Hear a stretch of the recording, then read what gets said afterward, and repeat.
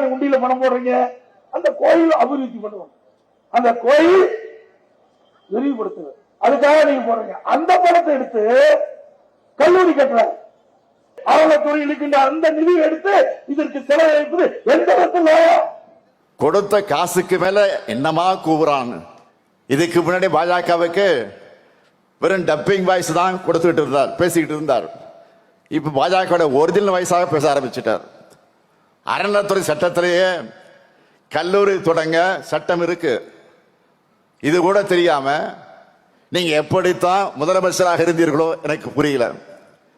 மறைந்த பெரிய பக்தவத்சலம் காலம் தொடங்கி ஏன் மக்கள் தலைவர் எம்ஜிஆர் அவர்களே முதலமைச்சராக இருந்தபோது பழனி ஆண்டவர் தொழில்நுட்ப கல்லூரியை திறந்திருக்கிறார்.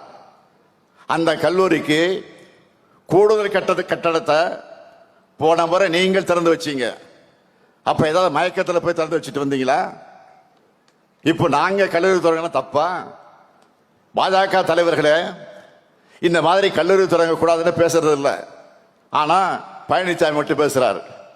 இதை பார்த்தா ஒண்ணுதான் எனக்கு நினைவுக்கு வருது. ஒரு திரைப்படத்தில் வடிவேலு படத்துல தான் ஒரு காமெடி ஒண்ணு வரும். என்னன்னா, கொடுத்த காசுக்கு மேல என்னமா கூவுறான்னு அந்த மாதிரி பாஜக காரங்களே பேசிட்டு இருக்காங்க.